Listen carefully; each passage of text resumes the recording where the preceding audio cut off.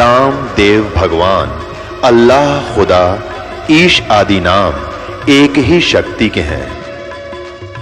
वो कैसा है, कहां है, कैसे मिलता है, किसने देखा है? ये प्रश्नवाचक चिन्ह पूर्ण रूप से हटाने के लिए अवश्य सुनिए जगत गुरु तत्वदर्शी संत रामपाल जी महाराज के अमृत वचन, सर्व पवित्र धर्मों के पवित्र शास्त्रों के आधार पर। परमपिता परमात्मा पूर्ण ब्रह्म सर्व ब्रह्मांडों के रचनहार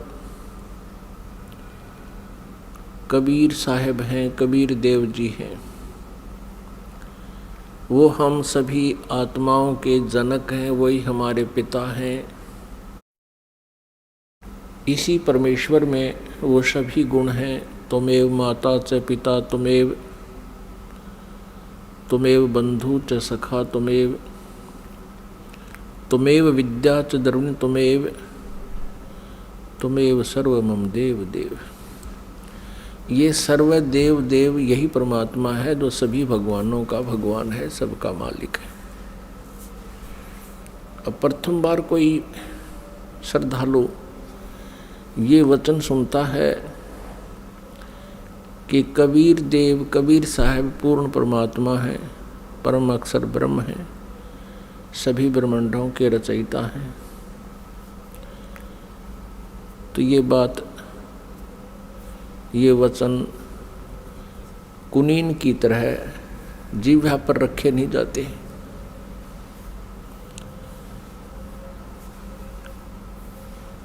क्योंकि हमने जो ज्ञान सुना हुआ है वो लोक वेद सुन रखा है, वो दंत कथा सुन रखी है। हमने अपने सदग्रंथों का ज्ञान नहीं प्राप्त हुआ हमारे को, क्योंकि हमारे जो गुरुदेव थे हिंदू धर्म के, जो आचार्य थे, गुरु थे, मंडलेश्वर थे, ये तत्व ज्ञानहीन थे। ये सभी ऋषि महर्षि ये तत्व ज्ञानहीन थे।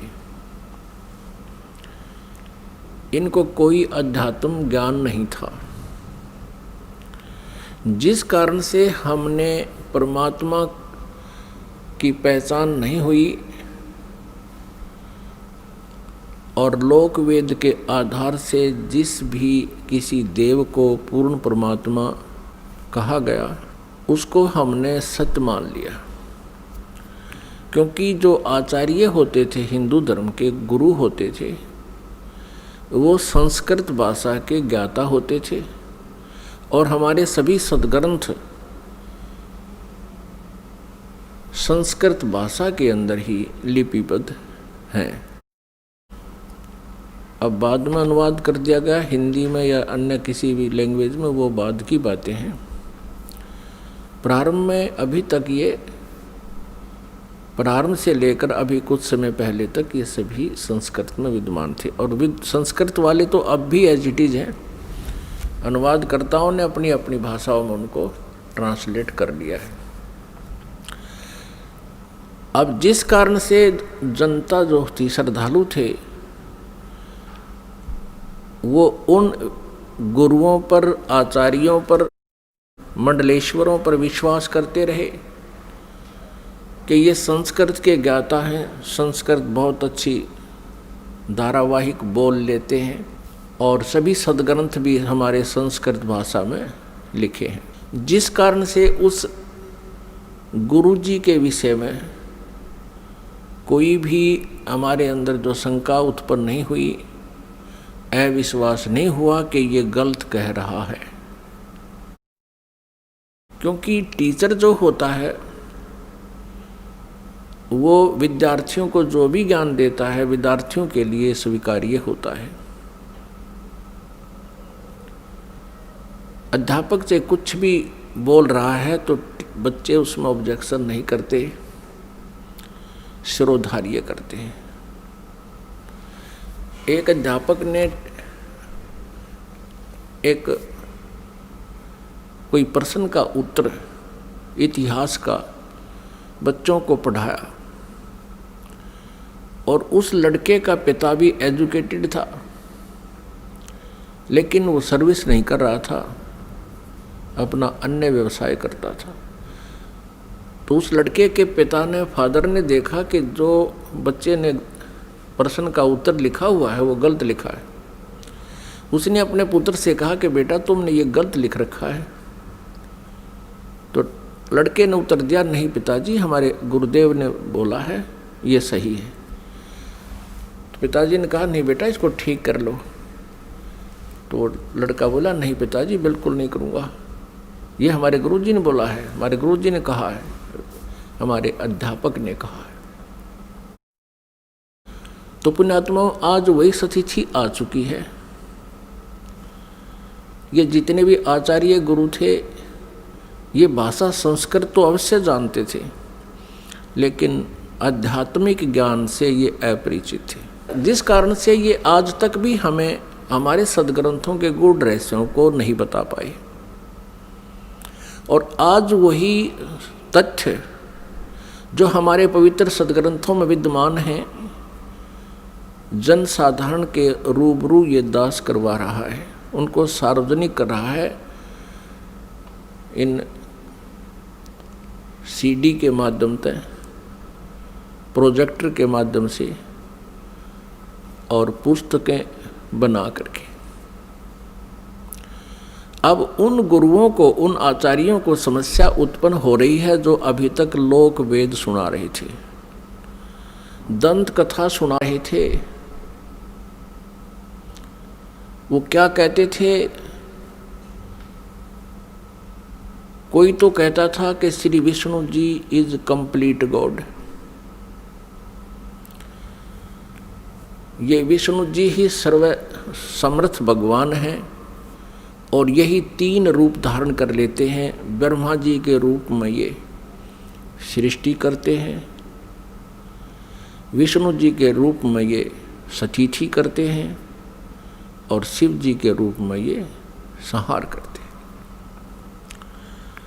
कोई कहता था कि भगवान शिव महेश हैं, महेश्वर हैं, देवों के भी देव हैं, यही सबके उत्पत्ति करता है और यही 3 रूप धारण करके इस ब्रह्मांड का संचालन कर रहे हैं।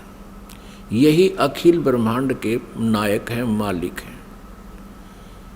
ब्रह्मा जी का रूप धारण करके ये सृष्टि करते हैं, विष्णु जी का रूप धारण करके ही ये सतिथि करते हैं और स्वयं शिव रूप में ये सबका संहार करते हैं।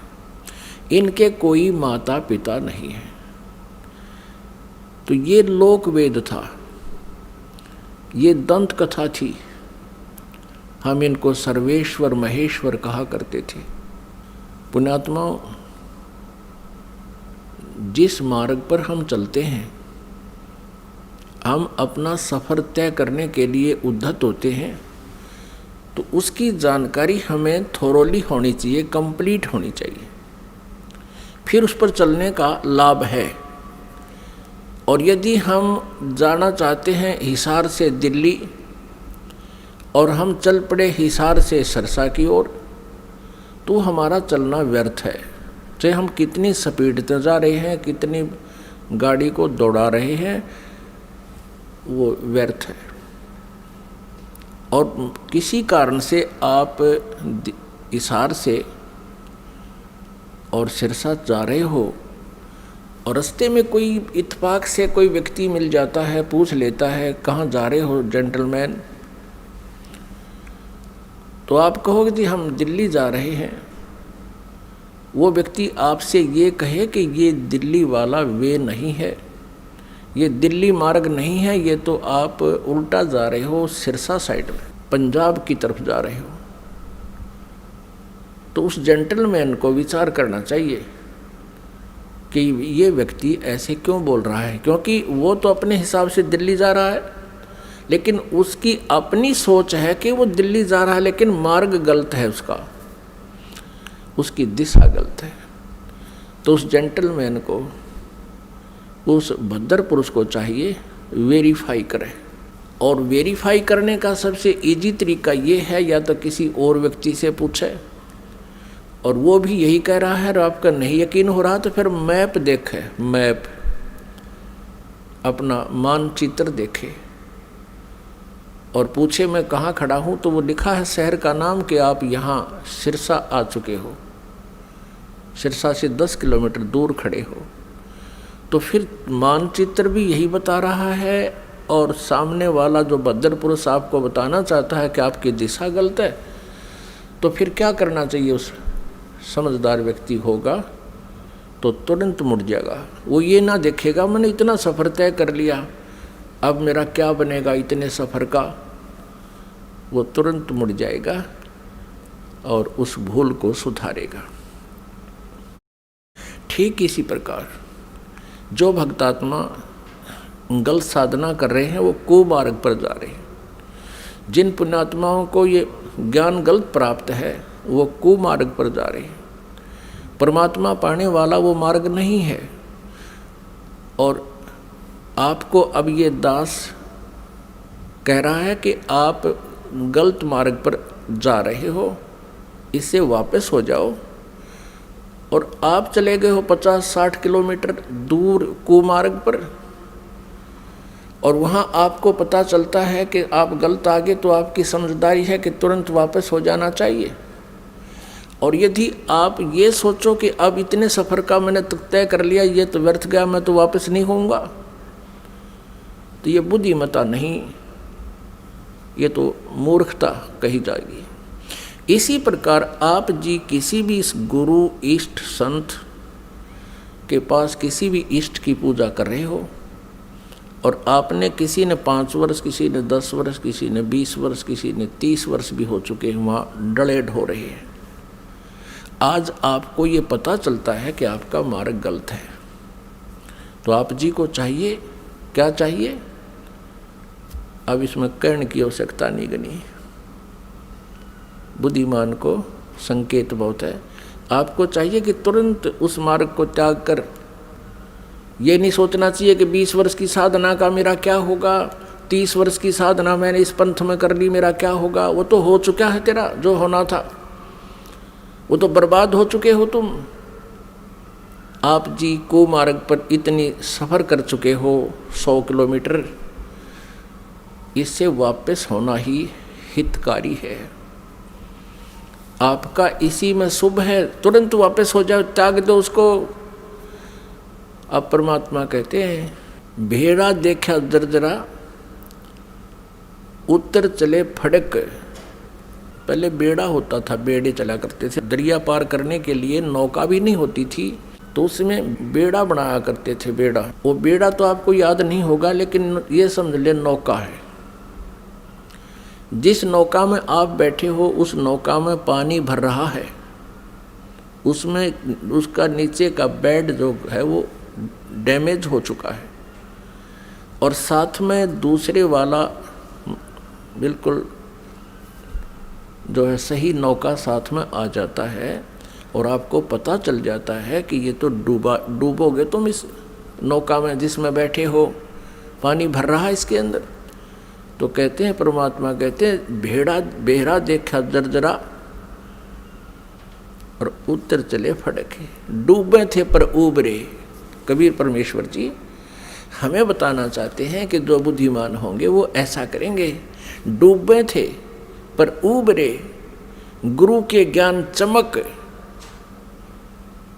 और भेड़ा देखा जर्जरा उत्तर चले फड़क। कहते हम तो डूबे थे, 84 लाख योनियों में चले जाते। गुरु जी के ज्ञान से फिर हम फड़क गए, एकदम फड़कना माने न जबरदस्त भयभीत हो जाना और एकदम फड़क के यानी ऐसे चमक के कूद जाना, एकदम चमक जाना। मतलब सेकंड का विचार भी नहीं करने का समय है। डूब रहा है तो एकदम दूसरा साथ में खड़ा है, अच्छा स्थान है तो उस पर चमक एकदम कूद जाना, उसको कहते हैं डूबे थे पर उबरे। गुरु के ज्ञान चमक, एकदम चमक का पड़ा है भाई, एकदम ऐसे सतर्क हो जाना और बेहरा देखा दरदरा, दरदरा माने टूटन डूबन हो रहा है, तो उतर चले फड़क। तो उस पुण्यात्मा को अब विलंब नहीं करना चाहिए गुरु बदलन में। उस मार्ग में कितना ही चला गया उसको तुरंत त्याग देना चाहिए। वो तो बिल्कुल कुमार्ग पर आप तो 200 किलोमीटर 100 किलोमीटर दूर चले गए हो, वह आना वापस पड़ेगा, आना ही पड़ेगा। आगे जितने कदम रखोगे वो गलत ही है, दूर ही जाओगे।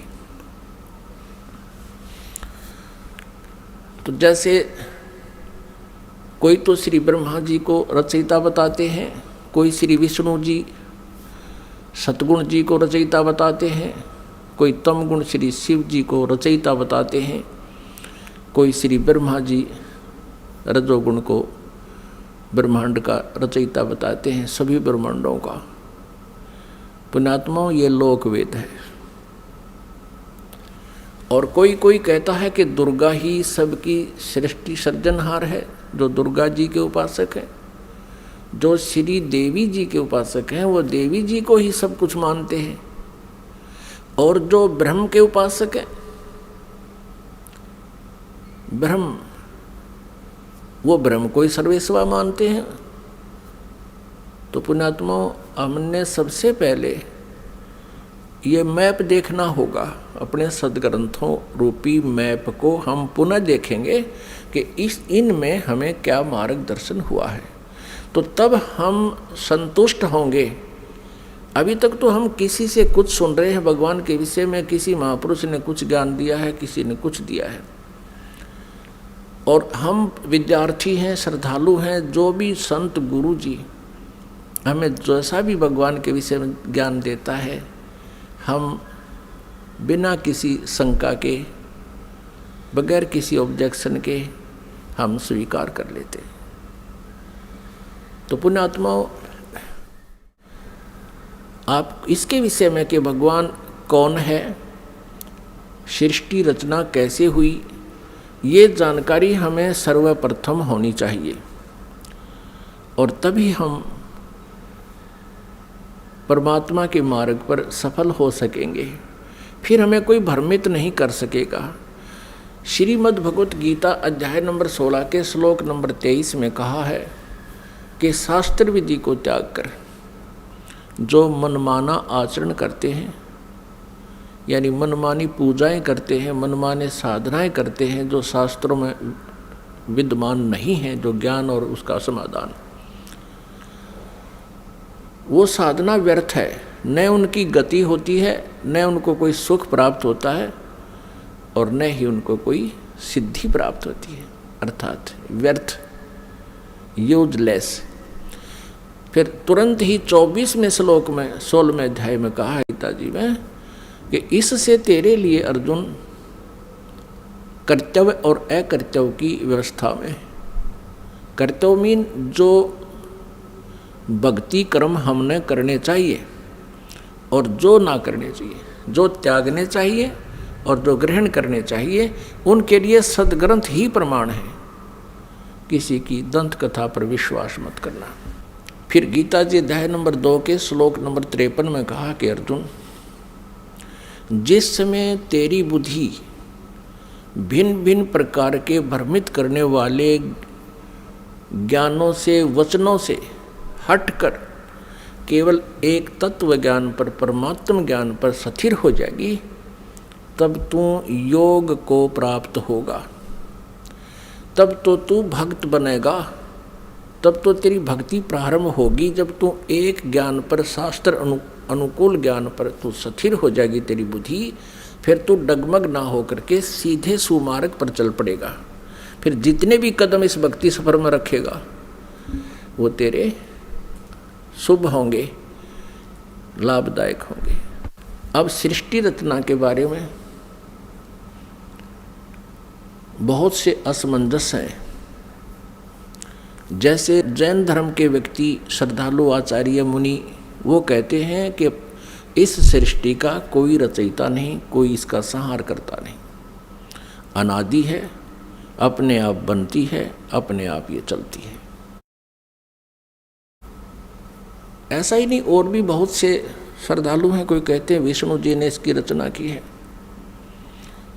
जैसे अब पीछे हम बता चुके हैं। इसके विषय में आप जी को विशेष डिटेल से बताएंगे। परमेश्वर कबीर देव जी का जो प्रसंग चला था कि ये पूर्ण परमात्मा है, पूर्ण ब्रह्म है, कंप्लीट गॉड है, ये विश्वास आप जी को नहीं हो सकता जब तक हम इनके गुणों से परिचित नहीं होंगे। और गुण कहाँ होते हैं? उनके जीवनी में, उनके इतिहास में लिखे होते हैं। जैसे विष्णु जी, श्री शिव जी, श्री विष्णु जी, श्री ब्रह्मा जी, इनकी जानकारी भी इनकी जीवनी में, इनके इतिहास में लिखी है, पुराणों में। और परमेश्वर कबीर जी की महिमा सूक्ष्म वेद में लिखी है, सूक्ष्म वेद में। आदि शंकराचार्य जी के इतिहास में दास ने पढ़ा, उन्होंने भी सूक्ष्म वेद का समर्थन किया है। आदि शंकराचार्य ने कहा है कि 4 वेद, ऋग्वेद, यजुर्वेद, सामवेद और अथर्ववेद, ये तो अवेलेबल हैं, लेकिन सूक्ष्म वेद वो 5वां है। उसके विषय में उन्होंने कहा कि वो कैलाश पर्वत पे है। अब कारण क्या है कि 5वें वेद को इस काल ने, ब्रह्म ने नष्ट कर दिया, सूक्ष्म वेद को।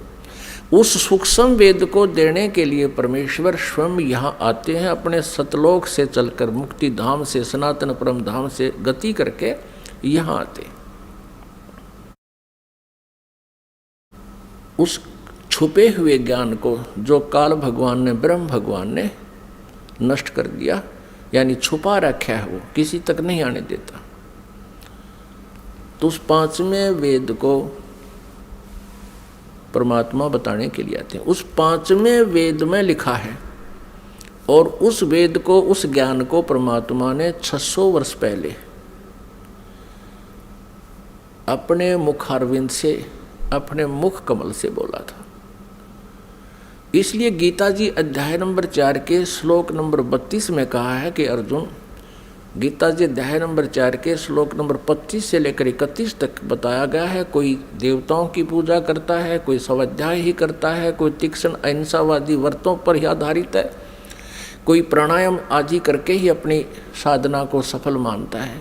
ये इस आध्यात्मिक ज्ञान का, धार्मिक यज्ञों का, यज्ञ माने अनुष्ठानों का विस्तार से विवरण 4थे अध्याय के 32वें श्लोक में कहा है कि वो सच्चिदानंद घन ब्रह्म की वाणी में विस्तार से कहा गया है। यहाँ अनुवादकर्ताओं ने श्रीमद् भगवत गीता अध्याय 4 श्लोक 32 में अनुवादकर्ताओं ने ज्ञान न होने से अनर्थ कर दिया। उसमें लिखा ब्रह्मण मुखे, मूल पाठ में ब्रह्मण मुखे लिखा है, अनुवादकर्ताओं ने लिख दिया ब्रह्मण मुखे का अर्थ लिख दिया वेद की वाणी में। वो गलत लिख दिया, वो गलत अनुवाद किया है। ब्रह्मण मुखे माने सच्चिदानंद घन ब्रह्म की वाणी में, जो अपने मुख से, मुखे माने अपने मुख से मालिक ने जो बोली है, उस मुख से बोली हुई वाणी में विस्तार से कहे गए हैं, और वो है कबीर वाणी। ब्रह्मण का अर्थ यहाँ इन्होंने गलत कर दिया, वेद लिख दिया।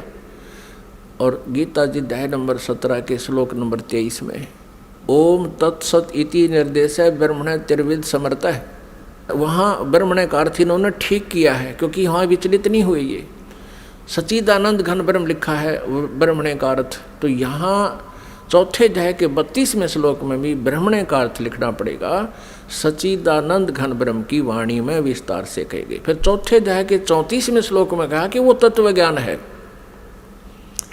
जो 5वें वेद में लिखा है, सूक्ष्म वेद में लिखा है। उस तत्व ज्ञान को तू तत्वदर्शी संतों के पास जाकर समझ। उनको दंडवत प्रणाम करने से, कपट छोड़ के विनम्र भाव से प्रसन्न करने से वो तत्वदर्शी संत तुझे उस परमात्म तत्व का ज्ञान कराएंगे। इससे ये भी सिद्ध हो गया कि गीता ज्ञानदाता उस 5वें वेद से परिचित नहीं है, इसलिए उसने ऑप्शन छोड़ दिया कि आप उस ज्ञान को तो तत्वदर्शी संतों से समझो। तो परमेश्वर कबीर देव जी स्वयं आते हैं वो पूर्ण ब्रह्म तत्वदर्शी संत की भूमिका करने के लिए। उन्होंने 600 वर्ष पहले, क्योंकि परमेश्वर कबीर जी सन 1398 में, यानी संवत 1455, विक्रमी संवत 1455 जून यानी ज्येष्ठ की पूर्णमासी को एक शिशु रूप धारण करके कमल के फूल पर विराजमान हुए थे काशी शहर में, लहरतारा तालाब में। फिर लीला करते हुए बड़े हुए। उनको एक नीरुनिमा नाम के जुल्हा उठा ले गए थे। उसी व्यवसाय में मालिक रहने के कारण वो परमेश्वर जुल्हा धारण कहाए।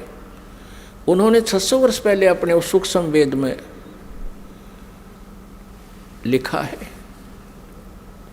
बताया है। उसको ये दास अब अपने शब्दों में परमात्मा के ज्ञान को आप तक पहुंचाना चाहेगा।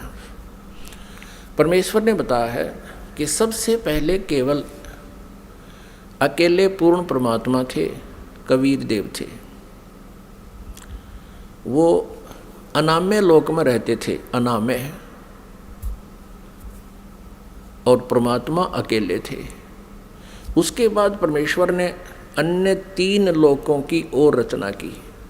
अकय लोक से नीचे वाला अनाम्य लोक कहो, चाहे अनामी लोक कहो, अकय लोक कहो।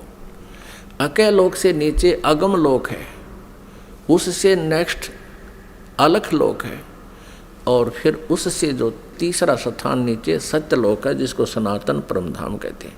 और सत्यलोक में परमात्मा सत्य पुरुष नाम से विद्यमान है। एक ही परमेश्वर ने अपने अन्य 3 रूप और बनाए। तो इस प्रकार प्रत्येक लोक में परमात्मा अलग अलग नामों से, अलग अलग स्थिति से स्वयं ही विराजमान हुए। अब सतलोक के अंदर सृष्टि रचना प्रारंभ की। पुण्यात्माओं, जैसे केवल पृथ्वी लोक पर ही, इस पृथ्वी ग्रह पर ही सृष्टि जो है विद्यमान है, और अन्य ये जितने ग्रह हैं, मंगल ग्रह, बुध ग्रह, ये शनि ग्रह, ये सब खाली पड़े हैं। इसी प्रकार सतलोक के अंदर परमात्मा सत्य पुरुष कबीर देव जी, जिसको परम अक्षर ब्रह्म भी कहते हैं, उन्होंने वहाँ सतलोक में रचना शुरू की। एक वचन से 16 द्वीप बना दिए, 16 द्वीप, और फिर एक एक वचन से एक एक पुत्र की उत्पत्ति कर दी। उन 16 पुत्रों को प्रत्येक द्वीप में रहने का आदेश दे दिया, और अपने उन 16 पुत्रों में से एक पुत्र का नाम अचिंत है। अचिंत से कहा कुछ समय के उपरांत आगे सृष्टि रचना करो। परमात्मा ये दिखाना चाहते थे उन पुत्रों को कि समर्थ के बिना कोई भी प्रयत्न करता है वो सफल नहीं होता। कहते हैं ना, जिसका काम उसी को साजे, और करे तो मूर्ख बाजे। अचिंत ने अपने वचन से एक व्यक्ति उत्पन्न किया, उसका नाम रखा अक्षर पुरुष। अब उस अचिंत ने अपने द्वारा उत्पन्न पुत्र को वचन से जो उत्पन्न किया था, उसको ही अविनाशी पुरुष मान लिया, उसको अक्षर पुरुष नाम से संबोधित किया, और उसे कहा कि तू मेरा सहयोग करना सृष्टि रचने में। वहाँ परमात्मा ने प्रत्येक द्वीप में जब द्वीप रचना की, प्रत्येक द्वीप में मानसरोवर की भी रचना की। एक अलग से मानसरोवर भी, कॉमन मानसरोवर भी रचना की। तो वो अक्षर पुरुष मानसरोवर में जाके नहाने लगा, नहाते नहाते गहरा चला गया, और वहाँ वो पानी में ही सो गया, निंद्रा आ गई। अपनात्माओं, सतलोक के अंदर श्वासों से शरीर नहीं है। बहुत समय तक वो बाहर नहीं आया। तब परमेश्वर कबीर देव जी ने उसी जल से जल लिया हाथ में, अपनी वचन शक्ति से उसको जादूगर की तरह एक अंडा बना दिया।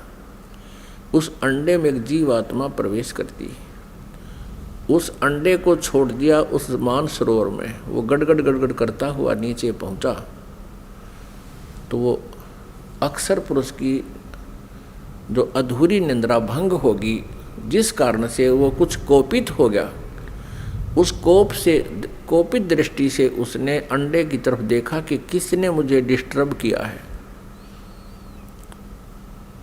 उस कोप से वो अंडा फट गया, अंडा 2 भाग हो गया, उसमें से ये ब्रह्म निकला।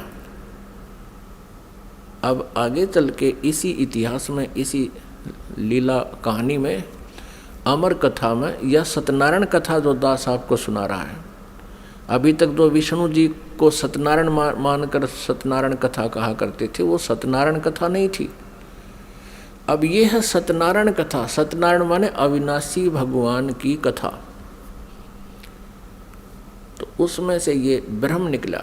आगे चल के आप 3 प्रभुओं से परिचित होंगे जो ब्रह्मा विष्णु महेश जी से भिन्न है। एक सर्वब्रह्म, इसको सर्वब्रह्म भी कहते हैं, सर्वब्रह्म।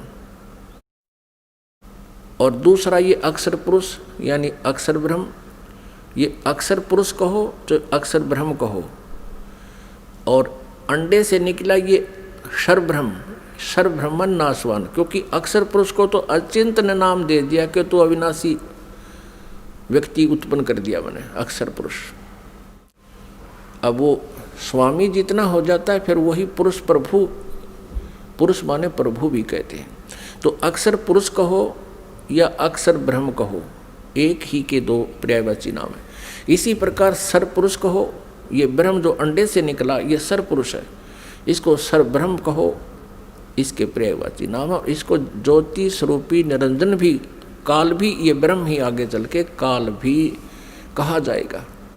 अब याद रखना, क्योंकि पुण्यात्मा, जब तक आप इस इतिहास से परिचित नहीं होगे, सृष्टि रचना से, आप किसी भी सदग्रंथ को नहीं समझ सकते।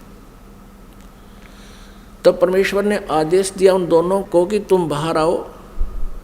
अचिंत पुरुष तुम निंद्रा में थे, न वो अक्षर पुरुष तुम निंद्रा में थे, तुम्हें जगाने के लिए ये सब प्रोसेस अपनाया है, तुम बाहर आ जाओ। दोनों बाहर आ गए।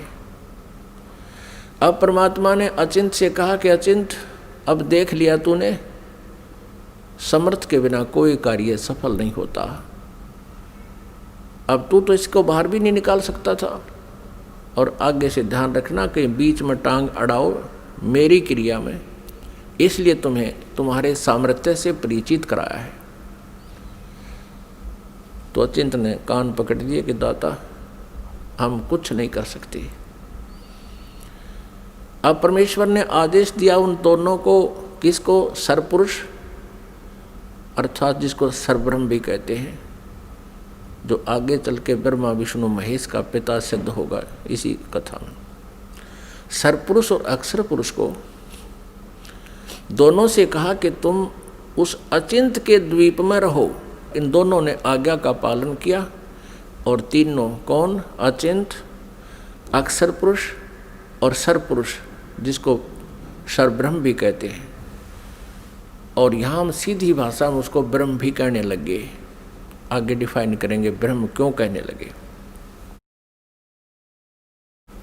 अब ये तीनों एक द्वीप में रह रहे हैं। बाकी जो अन्य 15 जने हैं, परमात्मा के वचन से उत्पन्न वो पुत्र, वो अलग अलग सिंगल द्वीप में रह रहे थे। कुछ समय उपरांत परमेश्वर ने हम सभी आत्माओं को, आप जी को, सारे ब्रह्मांडों की जितनी आत्माएं हैं, अपने शरीर से, अपने वचन से उत्पन्न कर दिया। और वहाँ हम तेजो में शरीर में विद्यमान थे। नूरी शरीर है हमारा, यानी तेजो में शरीर है, एक तत्व से बना हुआ है। उसमें नाड़ी, वो शुक्रम अकायम ऐसनाविरम, वो जैसे हमारी शुक्र से बनी हुई काया नहीं होती जो माता पिता के संयोग से बनती है, उसमें नाड़ी आदि का जुगाड़ जोड़ नहीं होता, नाड़ी तंत्र नहीं होता। इसी ऐसा ही शरीर परमात्मा का है, साकार है, मनुष्य दृश्य है, तेजों में है। लेकिन परमात्मा के शरीर का और हमारे शरीर के नूर में, सामर्थ्य में, शक्ति में और उसके नूर में, प्रकाश में अंतर है। पूर्ण परमात्मा सत्य पुरुष यानी कबीर देव जी का जो सतलोक में शरीर है, उसका एक रोमकूप में करोड़ सूर्य करोड़ चंद्रमा से भी अधिक रोशनी है। और हमारा वहाँ शरीर कैसा था, जो शेष वहाँ रह रहे हैं उनका कैसा शरीर है, और हम जब परमात्मा ने अपने वचन से उत्पन्न किए थे तब हमारा कैसा शरीर था, मनुष्य सदृश था।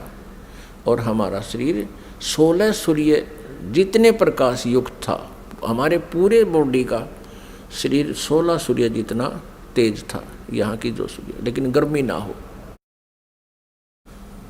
हम सभी वहाँ रहने लगे, वहाँ कोई दिक्कत नहीं थी, किसी प्रकार का कोई अभाव नहीं था, वहाँ जरा और मरण नहीं था, वहाँ जन्म मृत्यु नहीं होता था, और बुढ़ापा भी नहीं आता था वहाँ पर। अपने आत्माओं यह विचार करना कि हम यहाँ कितने दुखी हैं, और फिर भी हम ये सोचे हैं हमारी मृत्यु ना हो, और जबकि हमें पता है कि मृत्यु तो डेफिनेट होगी, यहाँ का विधान है, और फिर भी हमारी मरने की इच्छा नहीं। कारण क्या है कि हम ऐसे लोक में रहा करते थे जहाँ मृत्यु नहीं होती थी, जिस कारण से हमें ये मरना अच्छा नहीं लगता। और बिल्कुल ठीक है, वे क्यों तो जन्म हुआ था, और फिर क्यों मारे। 30, 40, 50, 60, 70, 80 वर्ष तो हम ये मकान बनाने में लावा, फिर इसमें रहने पाते ना, 1 मिनट में कड़च कर देता है यहाँ का भगवान। तो वहाँ जरा और मरण नहीं था, जरा माने बुढ़ापा। अब कोई भी बूढ़ा होना पसंद नहीं करता, सबने सोचा मैं युवा दिखूं। और ये बड़े बड़े नेता तो सर्जरी करा कर मेकअप करना चाहें, कब तक करोगे, 10 साल पाछे फिर फ्यूज होगे। तो कहने का भाव ये है कि हमारी नेचर है ऐसी कि हम युवा दिखें, लेकिन यहाँ तो बनावटी आर्टिफिशियल है सारा, और वहाँ ओरिजिनल था, तो हम वहाँ ऐसे रहते थे। कुछ दिनों के उपरांत, यानी दिन नहीं है वहाँ पर, क्योंकि दिन हम वैसे बोल देते हैं, वहाँ दिन रात नहीं होती, तेजों में प्रकाश में वो लोक है, प्रकाश में सब आत्माएं हैं, प्रकाश में परमात्मा है, वहाँ सूर्य उदय और अस्त नहीं होता।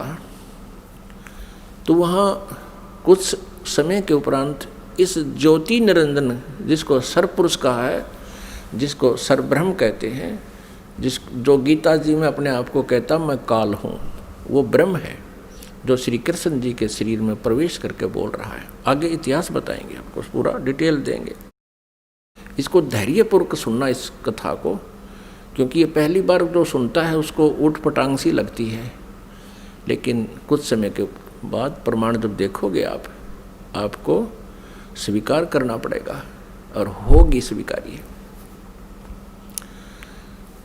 कुछ समय उपरांत इस सर्वपुरुष में एक खरपतवार उत्पन्न हुआ, खुरापात उत्पन्न हुआ।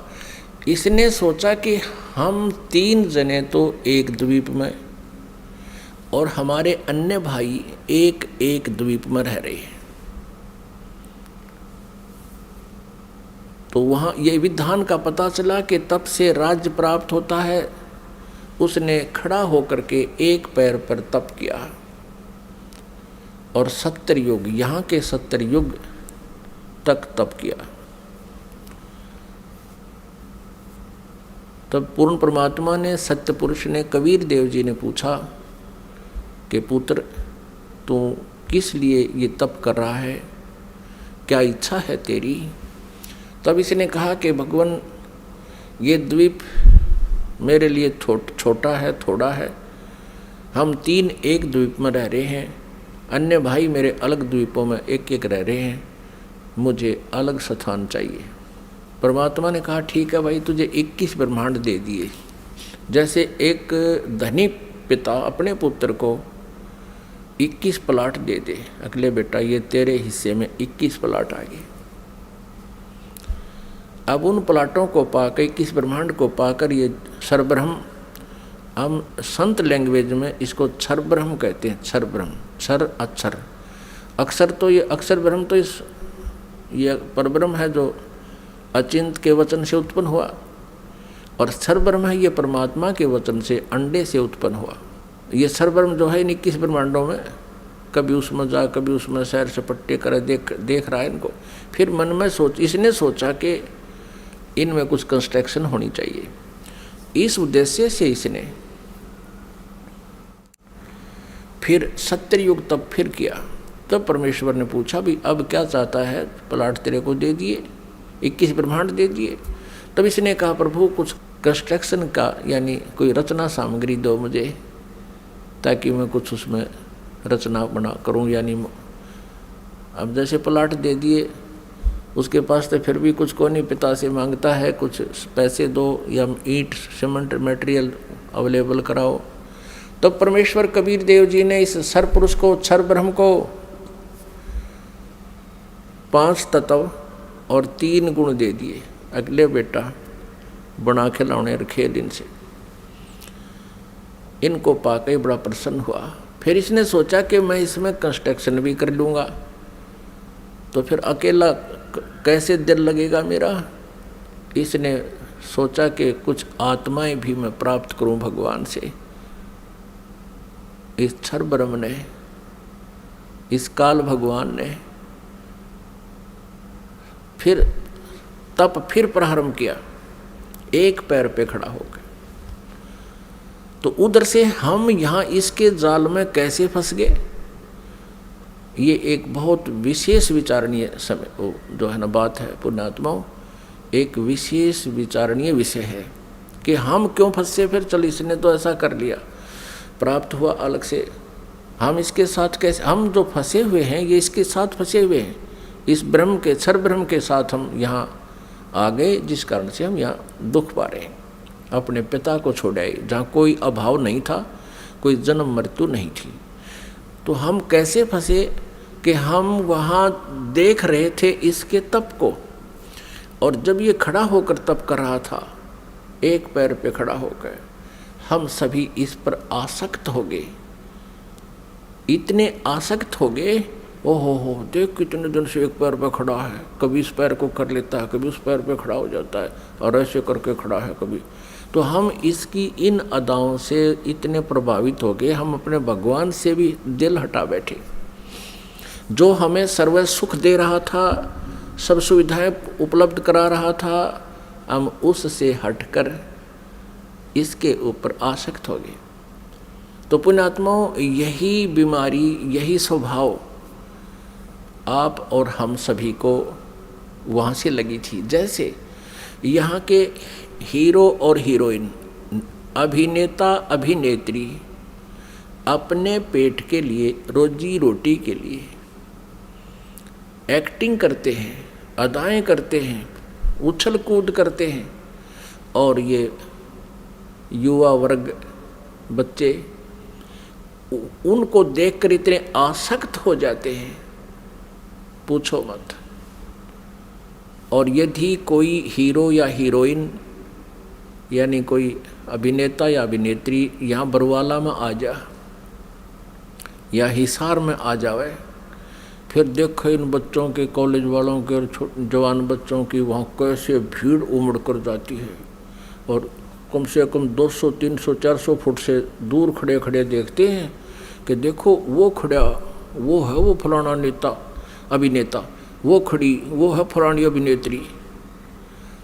अब वो तो अपने पेट के लिए कर रहा है सारे काम, और वो बच्चे बेमतलब वहाँ जा रहे हैं उसको देखने के लिए। लेना एक न देने दो, क्या देगा उनको वो, और धक्के खा के सामने भूखे अपने वापस आ जाते हैं। ठीक इसी प्रकार हम इस काल पर आसक्त हो गए और भगवान से हमारा हृदय हट गया। परमेश्वर कबीर देव जी ने बहुत बार आकाशवाणी की कि कोई भी इस ज्योति निरंजन के इस ड्रामे को मत देखे, इस पे प्रभावित ना हो, आप अपना मालिक में ध्यान रखो। लेकिन हम ऊपर से तो सावधान हो गए, जैसे हम बिल्कुल इसको नहीं चाहते, लेकिन अंदर से कसक नहीं गई। वो तो अंतर्यामी है परमात्मा। तो उस समय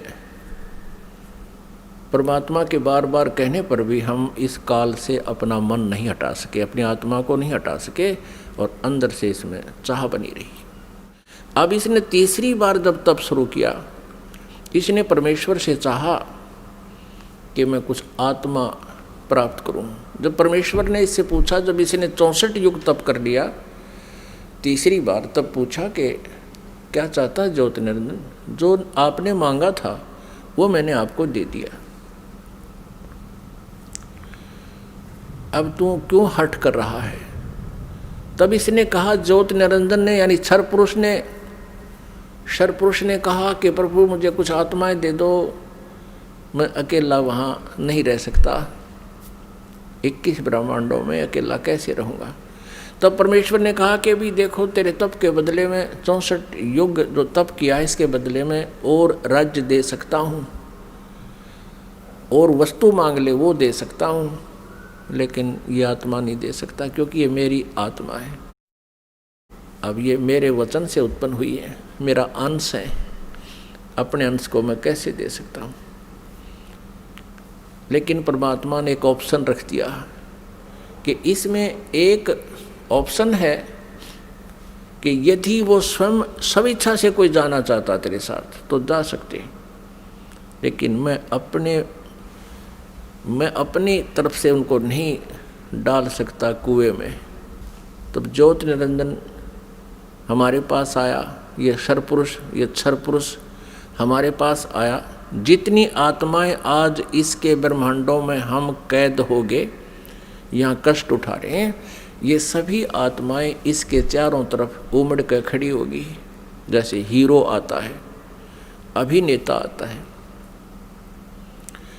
इसने कहा हमसे कि मैंने पिताजी से 70 युग तप करके बहुत बड़े ब्रह्मांड प्राप्त किए हैं, वहाँ पर स्वर्ग बनाऊंगा, महास्वर्ग बनाऊंगा, हीरे पन्ने लालों के मैं पहाड़ बनाऊंगा, वहाँ दूधों की नदी बहाऊंगा और तुम चलोगे मेरे साथ।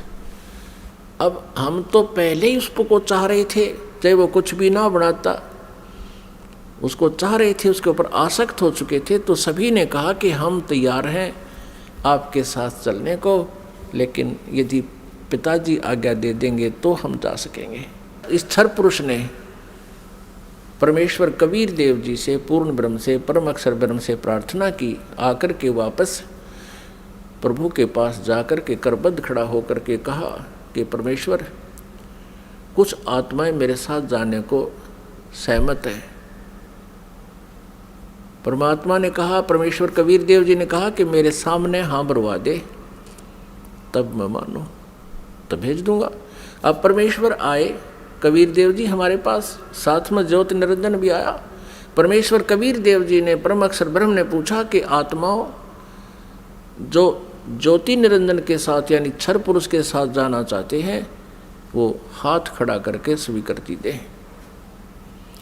अब अपने पिता के सामने हिम्मत नहीं पड़ी किसी भी आत्मा की इतना ढीठपना करें, सबने नीची गर्दन कर दी। तब परमेश्वर ने कहा कि अरे ज्योति निरंजन, अरे क्षर पुरुष, आप तो कह रहे थे कुछ आत्माएं तैयार हैं, ये तो कोई भी नहीं बोल रहा, सन्नाटा छा गया। तब एक आत्मा सबसे पहले खड़ा हुआ। उसने सोचा कहीं आम रह जावा यहीं पर। उसने खड़ा होकर कहा कि पिताजी, हाँ, उसने हाथ खड़ा किया कि पिताजी मैं जाना चाहता हूँ। फिर तो हम जैसे सारे सोचा कदे हम पीछे रह जाएं, हमने भी सब न कर दिया, ऐसे सब ने हाथ खड़े कर दिए। जितने भी खरबों अनगिन यहाँ पर आए हुए हैं, अकाउंटिंग नहीं कर सकते, इतने जीव आगे इसके अलावा से। परमात्मा के पास तो सब अकाउंटिंग है, सब उनकी डिटेल है, लेकिन हम नहीं कर सकते जीव संज्ञा। जितने भी 21 ब्रह्मांड में प्राणी हैं, ये सब सतलोक से आए हैं, चाहे चींटी है, चाहे हाथी है, रंक है या राजा है, किसी भी पशु पक्षी की योनि वो जीव जंतु की भोग रहा है। तब परमेश्वर ने कहा भी ठीक है ज्योति निरंजन, जिन जिन ने तेरे साथ आने का हृदय से चाह की है, सब इच्छा से तेरे साथ जाना चाहते हैं, उनके सब के नंबर नोट मैंने कर लिए। वो मेरे पास है।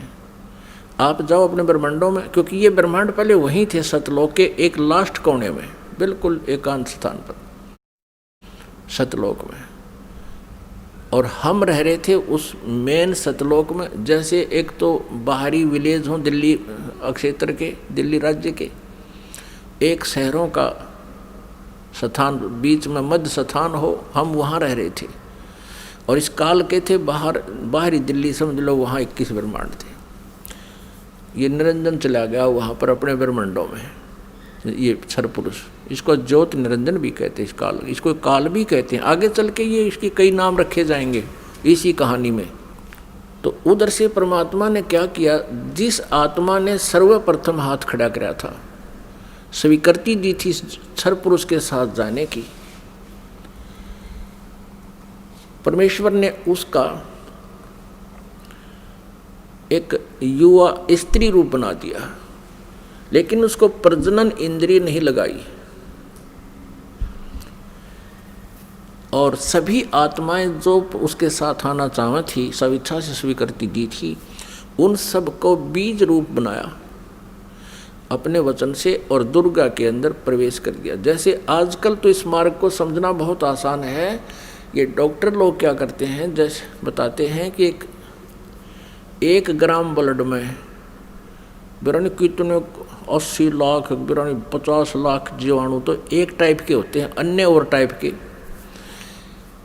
और उस ब्लड को दूसरे में डाल दिया जाता है या तो वो और बढ़ जाते हैं, दूसरे में डाले जा सकते हैं ऐसे जीवाणु भी। तो ऐसे ये व्यवस्था समझो, परमात्मा ने इस लड़की जो युवा बनाई थी उसका नाम रख दिया प्रकृति देवी।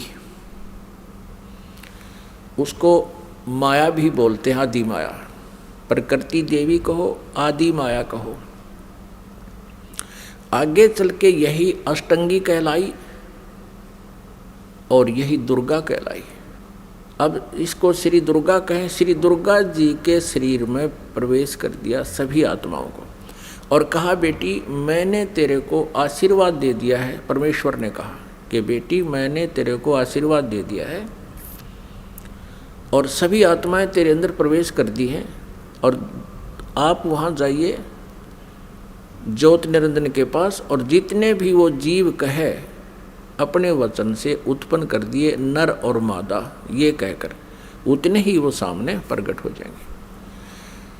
और परमेश्वर ने अपने पुत्र सहज दास को, जो उन 16 पुत्रों में से जो सर्वप्रथम उत्पन्न किए थे उनमें से एक था, सहजदास से कहा कि पुत्र अपनी बहन को साथ ले जाओ और इस ज्योत निरंजन के पास छोड़ आओ, क्षर पुरुष के पास छोड़ आओ। इसको क्षर पुरुष भी कहते हैं, ज्योत निरंजन भी कहते हैं। यही आगे चल के गीता में जो कहता मैं काल हूँ, ये वो काल है, वहाँ छोड़ आओ। क्षर पुरुष को बता देना कि परमात्मा ने, यानी मेरी तरफ से कह देना कि इसके शरीर में सभी आत्माओं को प्रवेश कर दिया है और इसको वचन दे दिया है, आशीर्वाद दे दिया है, इसको शक्ति दे दी है, इसको वरदान दे दिया है कि जितने जीव तू चाहेगा नर और मादा, ये लड़की प्रकृति देवी ये उत्पन्न कर देगी। सहजदास पिताजी के आदेश को शिरोधार्य करके अपनी बहन श्री दुर्गा को साथ लेकर ज्योत निरंजन के पास आ गया, यानी क्षर पुरुष के द्वीप में चला गया उस लोक 21 ब्रह्मांडों में। उससे कहा कि ये बहन है और इस बहन के शरीर में परमात्मा ने सभी आत्माओं को प्रवेश कर दिया है। अब सहजदास ने क्षर पुरुष से कहा कि पिताजी ने ये बहन भेजी है दुर्गा, इस श्री देवी के शरीर में वो सभी आत्माएं प्रवेश कर दी हैं और इसको परमेश्वर कबीर देव जी ने वरदान दे दिया है कि जितने जीव तू चाहेगा ये वचन से उत्पन्न कर देगी। ऐसा कहकर के वो सहजदास उस लड़की को वहाँ छोड़कर वापस आ गया। अब सहजदास के आ जाने के उपरांत वहाँ पर प्रकृति देवी और ये ज्योत निरंजन अर्थात क्षर पुरुष ये दोनों रह गए। अब लड़की युवा होने के कारण उसका रूप रंग निखरा हुआ था। अब ज्योत निरंजन यानी क्षर पुरुष के मन में दोष उत्पन्न हो गया। अकेली युवा लड़की को देखकर उसने उस लड़की के साथ, दुर्गा के साथ, श्री देवी के साथ दुर्व्यवहार करना चाहा। तो प्रकृति देवी ने बार बार कहा कि ज्योत निरंजन तू ऐसा कर्म ना कर, मैं आपकी बहन हूँ, आप मेरे बड़े भाई हो। आपकी उत्पत्ति परमेश्वर कबीर देव जी से, सतपुरुष से, अंडे से हुई, उसके बाद हमारी भी उत्पत्ति उसी परमेश्वर ने की। आप मेरे बड़े भाई हो, मैं आपकी छोटी बहन हूँ, आप मेरे साथ ये जुल्म ना करो। बहुत विनय करी, लेकिन इस क्षर पुरुष में इतना काम वासना बढ़ गई, इतना रजोगुण प्रभावित हो गया कि इसने एक नहीं सुनी, ना कोई मान मर्यादा रखी और लड़की के साथ इसने बलात्कार करने की चेष्टा की। अभद्र तरीके से मुंह खोल रखा था। दुर्गा ने यानी प्रकृति देवी ने सूक्ष्म रूप बनाया, इसके मुंह में, पेट में शरण ग्रहण की। वैसे तो कहीं भागे जान नहीं दे सकता था, पता था उसको। अपनी इज्जत रक्षा के लिए, अपने कौमार्य की रक्षा करने के लिए इसने पेट में शरण चली गई। उधर से आवाज़ लगाई कि हे परमात्मा मेरी रक्षा करो, मुझे बचाओ, मेरे पिताजी मुझे बचाओ। परमात्मा को पता था कि इनके साथ ऐसा होगा, क्योंकि हम परमात्मा परमेश्वर जी के बार बार मना करने पर भी हम इससे अपना मन नहीं हटा सके थे। परमेश्वर ने स्वयं अपने पुत्र जोगजीत का रूप धारण किया और वहाँ प्रकट हो गए। लड़की को, दुर्गा को उसके पेट से निकाला, शरीर से बाहर निकाला और कहा कि ज्योत निरंजन सुन ले आदेश परम पिता का, तूने इस अच्छे लोक में ऐसा जुल्म किया है, तू पहला व्यक्ति है। तूने यह बदनीयत की है इस लड़की के ऊपर आज, और तूने इसको अपने पेट में निगल लिया है, और तेरी जो क्रिया है यह भी एक बहुत अभद्र पुरुष की है, इसलिए तेरा नाम आज से काल होगा। तू काल नाम से जाना जाएगा और 1,00,000 मानव शरीरधारी प्राणियों का नित आहार किया करेगा और 1,25,000 उत्पन्न करेगा, यानी 25% एक्स्ट्रा तो उत्पन्न किया करेगा।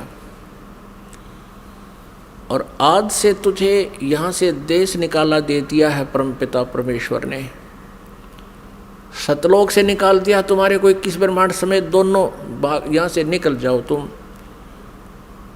इतना ही कहा था, उसी समय ये 21 ब्रह्मांड वहाँ से ऐसे चल पड़े जैसे विमान स्पीड पकड़ लेता है।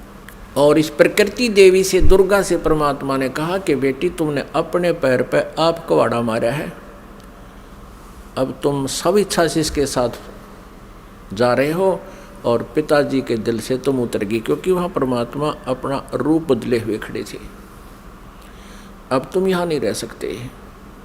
21 ब्रह्मांड सतलोक से चले और सत्यलोक से, बाहरी अक्षेत्र से, सीमा से 16 शंख कोश, जैसे अरब खरब हैं, नील पद्म 10 पद्म, फिर शंख 10 शंख, ऐसे 16 शंख कोश। एक कोश लगभग 3 किलोमीटर का होता है, 48 शंख किलोमीटर समझो। ये 21 ब्रह्मांड आगे। अब ज्योत निरंजन ने सोचा कि जो मेरे साथ होना था वो तो हो चुका है और मैं यहाँ का फुल फ्लैज हो गया, इंडिपेंडेंट हूँ,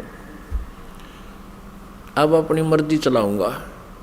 इसने फिर से उस दुर्गा के साथ दुर्व्यवहार शुरू किया, श्री देवी के साथ।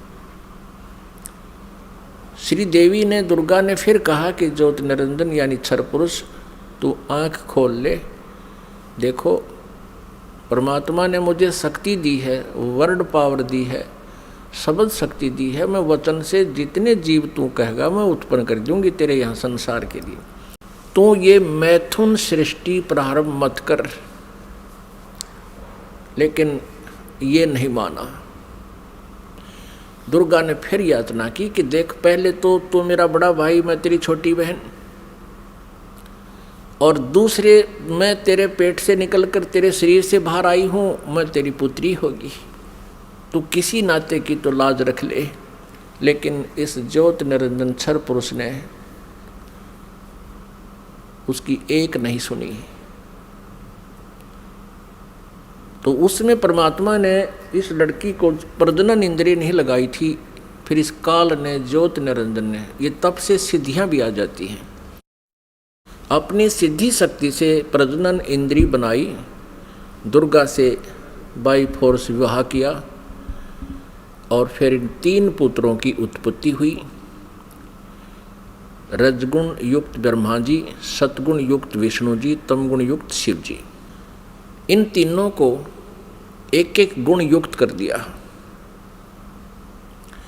एक एक गुण युक्त कैसे किया?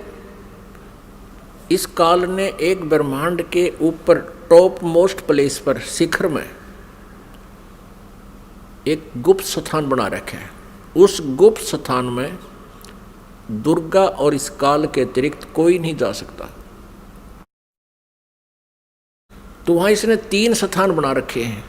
उस गुप्त स्थान पर, गुप्त क्षेत्र में 3 स्थान बना रखे हैं। एक रजोगुण प्रधान क्षेत्र, एक सतोगुण प्रधान क्षेत्र, एक तमोगुण प्रधान क्षेत्र।